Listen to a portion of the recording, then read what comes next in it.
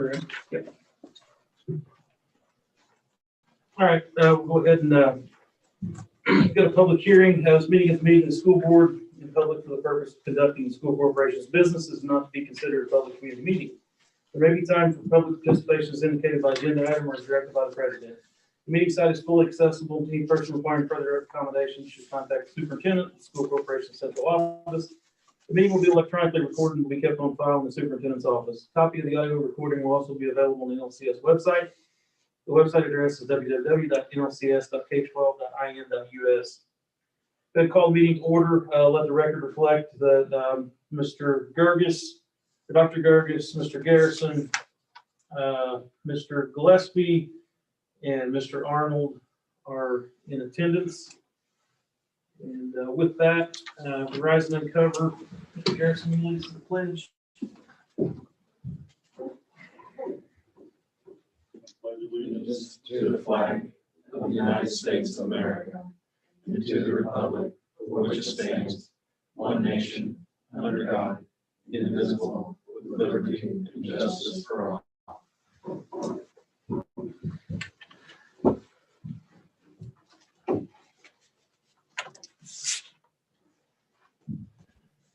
Mr. Pittman. Thank you, Mr. President. Tonight, we are holding a public hearing on a second amendment to lease. The purpose of the hearing is to hear public comment on amending the existing lease agreement that was originally dated June 20th, 2005. It was amended in October of 2014, and that was the first amendment, this being the second amendment tonight for consideration. You'll be, after the public hearing, we'll be presenting a resolution that authorizes the amendment and a execution of that amendment and execution of a second supplemental trust indenture.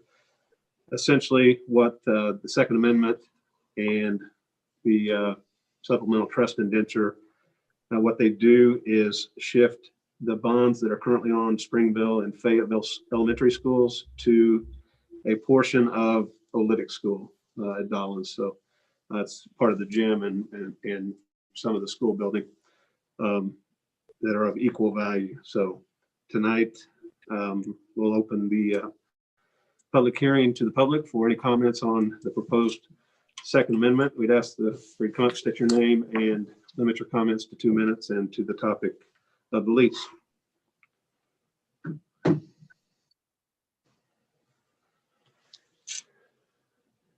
Seeing none? Seeing none, we'll close the public hearing and move on to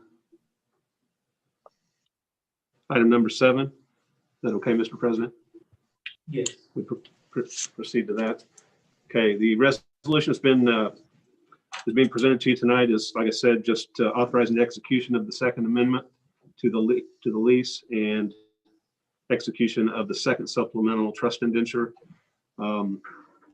Assuming that the board approves those the resolution, then we'll execute those documents, submit them to bond counsel, and then they will have to get a release from the trustee bank. I don't know how long that'll take exactly, but if it's done prior to the 17th, it could consider it at that meeting. If not, then it'd probably have to go to January. But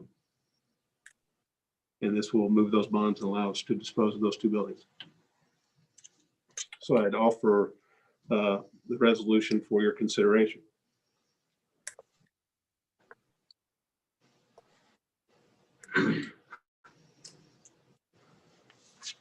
Need a motion to approve. Dr. Gerges makes the motion. Second. Mr. Garrison seconds the motion. Questions on the motion? Seeing none, all in favor signify by saying aye or a show of hands. Aye. Record reflect all in favor.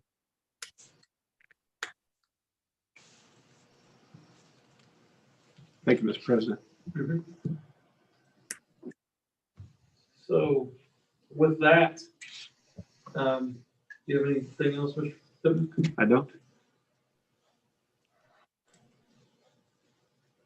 Dr. Mungle, do you have anything?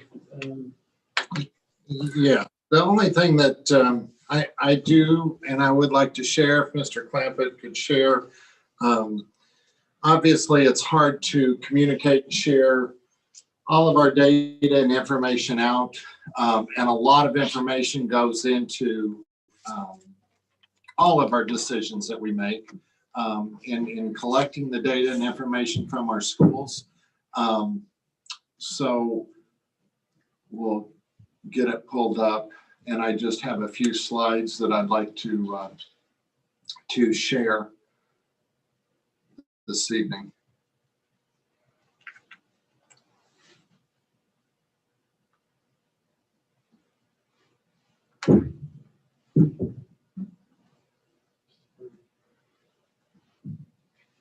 And thankfully, we have Mr. Clampett here, so you're not relying on my computer skills.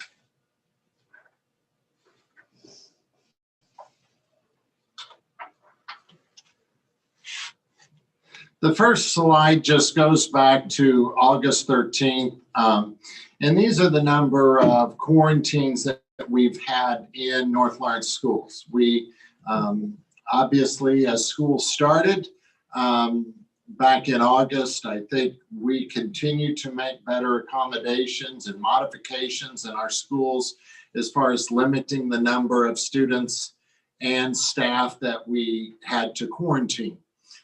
We've continued to do things in all of our schools, and I think use larger places, have multiple locations for our lunch.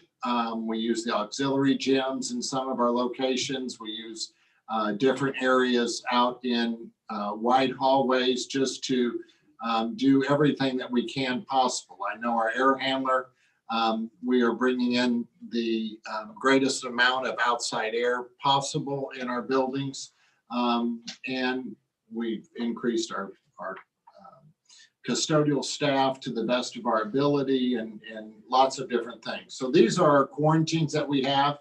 Obviously, if you see there on about November the 14th, I think is when November 16th, we had a peak of 272 in quarantine across the school district. Currently, we dropped down to that 156 level, and today we're at 150. So we have had about 120 drop in the number of quarantines since November the 14th, just to give you an idea of where we're at. Our next slide is the number of positives that we've had. If you see the number of positives that we've had in staff, we were a little slow. It does not go back to August. We didn't get a lot of that information initially as the county and the state was getting better at collecting that data. But when we could start collecting that data, we did. You can see the number of positives of staff that we've had. And then also with the number of students is the red line. The black line is a comparison. I mean, not a comparison. That is both of them combined. That is the total number of positive employees that we've had. And that represents someone from the first day that they go on that chart, and they would stay on it until they leave that chart. So it isn't like it's 23 one day and 23 the next day. But you can see that our peak, as far as the number of positives that we had in this chart, was in October. We had several days after we returned from fall break, and we were in the 23 range there. Obviously, we had some concerns with our ability to correctly staff some of our schools, and we went to the hybrid after 2 days of having 23 staff members, or 23 total, with a positive case. If we look since 11/16, we've been about the 12 number in comparison, and that's what we've been the last 3 days. The TG return is when we return from Thanksgiving. So you see those numbers there in that slide, and those are obviously the number of positives. Next is the separation of our students. Our elementary students is the blue line, and those are our students that have remained in school. These students have continued to go to school 5 days a week. And when we look at that data from October 19th, when we returned from fall break, and you can see, obviously, when we started hybrid and up until today, December the 3rd. The red line is our middle school and high school students. You can see after fall break, and then we started the hybrid, and then we did see an increase of the number of middle and high school students that have had COVID since being on fall break, or not fall break, on hybrid. But you can see a little bit of how each of those numbers fall. The other thing that we wanted to look at, and obviously academics and attendance is one thing. Our academically, we looked first at our high school students, and I think it's a time to be reflective after the first trimester. And obviously we know during this time of the pandemic has been additional challenges for our students, for our teachers, our families. But we can see where we ended after the first trimester, which was August 13th through November the 13th, and the number of students we had at each of the grade levels in grade 9, 10, 11, and 12. If we look since November 16th up to current, we have reflected and we realize the number of students with 2 or more failing classes. Obviously, those are not only concerns for our seniors, but it's all of our students as they don't complete the certain classes that they need. Then how's that going to impact their schedule? What type of changes and what things do we need to do to catch those students up? I think immediately we went to absences, because we know absenteeism in our schools has a direct relationship to how well students perform in their classrooms.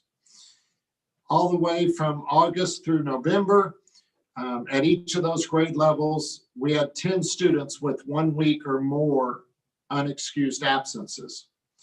During the last 3 weeks of school, we've had 46 students with 1 week or more of absent. And you can see down through there how it's reflective of grade 10, 11, and 12th grade. At our middle school level, because obviously our next slides, you can see the same comparisons for our 7th and 8th grade students. The only difference is our middle school students have quarters, and they're on a semester system. So you can see the number of students at the end of the first quarter, and then where we are at here at the end of the second quarter. We've seen a drastic increase in those number of students that need the additional support, and also in their absenteeism at that grade level. We understand that there are many things that we provide our students in our schools. Obviously, yes, this is some information on academics and how well our students are doing. Our school nurses provide tremendous resources to our students. Many of our school nurses are the first ones that make contact home to parents when a child has a temperature or has something or needs to seek some medical attention for many of our families. Obviously, we have seen a decrease since we went hybrid in the number of meals that we are providing to our families. Even though we're giving the free meals, we understand it is difficult for those families to come and pick up those meals for the middle school and high school students. We have went to free meals, and it's wonderful that all of our elementary students get free meals every day. But we've not been able to do that with our middle school and high school students. The social and emotional part of our students is another part that plays into what the students have done. So we've looked at these numbers, we've looked at this information. I think we've also tried to gather information, not only from the Superintendent's Association in lots of areas, as we have looked at this data. We have not seen an outbreak in our schools or the schools in our area or in our state where it has went through a grade level or it has went through a school or the spread of it. I commend a lot of that, not only to North Lawrence schools, but all of our schools. I think in our schools, we do a very good job of following rules, of social distancing, of wearing masks, of doing the necessary things, of taking breaks for hand washing and those types of things. But obviously, as we continue to work every day with our Lawrence County Health Department, we track numbers and we do contract tracing and we do everything. We want to and we do. But, we also have to put in balance, and we'll continue to look at the information that we have. Yes, I know North Lawrence Schools shared information out yesterday that it is our goal to return to in-person learning next week on Monday. I think we feel, and many of the reasons we want to is the meals and the nurses and all of those services our schools provide, but also for us to be able to help our students, especially many of our students at the high school and middle school that need the additional support. But we will continue to look, and I think we will give information, and if it changes, we will do that promptly. I know we are in conversations this evening. We'll be in conversations tomorrow. I don't know that there has been one day that North Lawrence Schools has not looked or collected. As you see in all of these charts and graphs, this is something we do every day. It's not something that we take lightly for our students and our staff and our community. So that was the decision, but like I said, I think it's important to share this evening that we will continue to look at the different data. I would like to end this evening just by sharing, I think, a video from the director of the CDC that was shared out. It's actually a press release, and then later on after this press release, information was shared with schools across the United States as they have collected data from all of our schools. And it references that students K through 12th grade, our schools are a safe place for our students. And I just want to share that information because I think if there were some outbreaks in our schools and our schools were not safe, that there's enough schools in the United States that it would have been reflective or popped up in one of our schools. So Andrew, if you could share this video.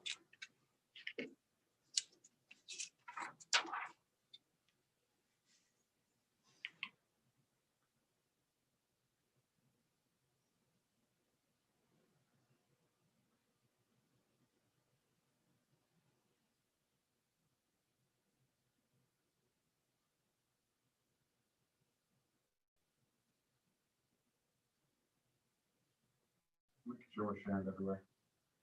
That's fine.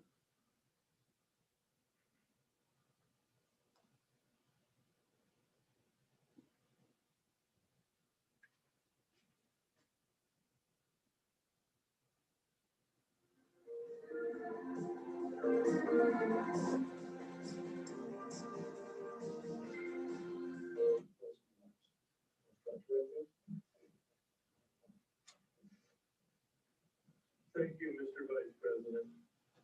I think it's important first for me to emphasize what you've heard already is that we're not defenseless against this virus. Mask works. Social distancing works. Hand washing works.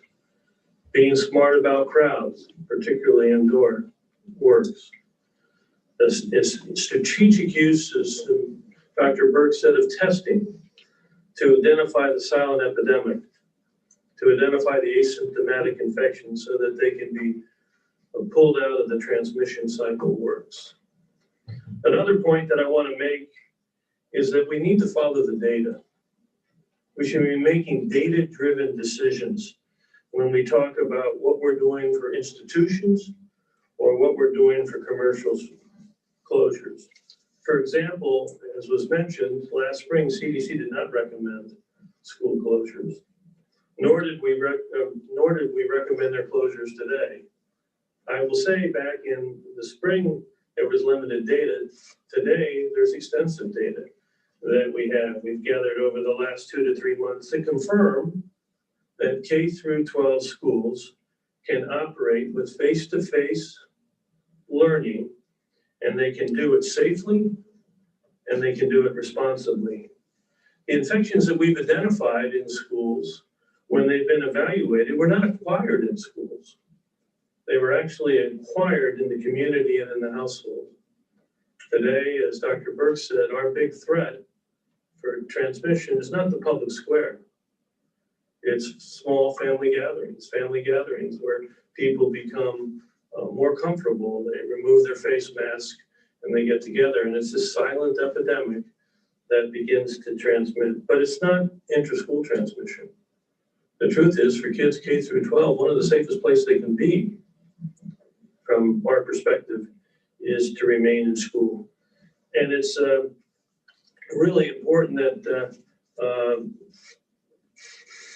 following the data, making sure we don't make emotional decisions about what to close and what not to close. And I'm here to say clearly the data strongly supports that K through 12 schools, as well as institutes of higher learning, really are not where we're having our challenges. And it would be counterproductive from my point of view, from a public health point of view, just in containing the epidemic, if there was an emotional response to say, let's close the schools.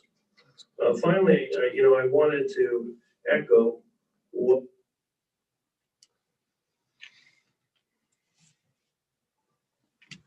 So, Mr. President, I just wanted to share that information and the data that we've looked at and will continue to look at that. I think if there is other information or data that we feel that our principals and obviously Mrs. Dayton, our curriculum director, and Mrs. Winsack with our healthcare nurses and what we get from our community, we'll continue to look at that information. So, that's all that I have.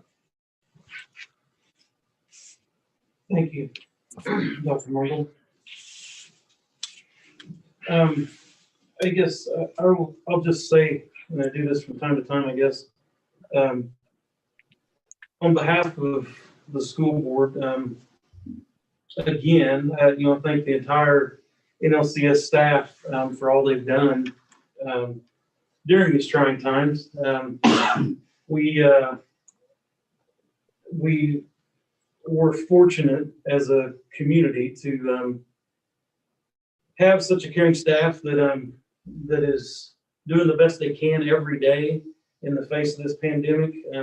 We're fortunate as a school board to have a doctor on the board that's in the face of the crisis that we're in, that we can bounce things off of. I'll be the first to admit here today, nobody in the NLCS staff has all the answers. And nobody in the healthcare profession has all the answers. I know there are several keyboard warriors out there in the social media world that seem to have all the answers, but I can assure you that we are doing the best that we can as an entire administration in trying to care for all of the kids. We are in contact with Dr. Mungle and all of our decisions that are being made. We're doing the best that we can do with it on a daily and a daily basis or an hourly basis. So once again, thank you to everyone with the staff. Thank you to everyone that's had patience out there in the community. Once again, doing the best that we can do with the decisions that are being made. And thank you all for listening. Upcoming meetings, there'll be an executive session at 5:15 p.m., the regular session at 6:30 p.m. on Thursdays, December 17th, 2020, at the NLCS Administration Building. There'll be an executive session at 5:15 p.m., a reorganization session at 6:30 p.m., and a Finance Committee meeting following reorganization session on Thursday, January 7th, 2020, at the NLCS Administration Building. With that, I'll take a motion to adjourn. Mr. Garrison makes the motion in a second. Dr. Gerby seconds the motion. Questions on the motion? Seeing none, all in favor, signify by saying aye. Those opposed, same. Thank you. Have a good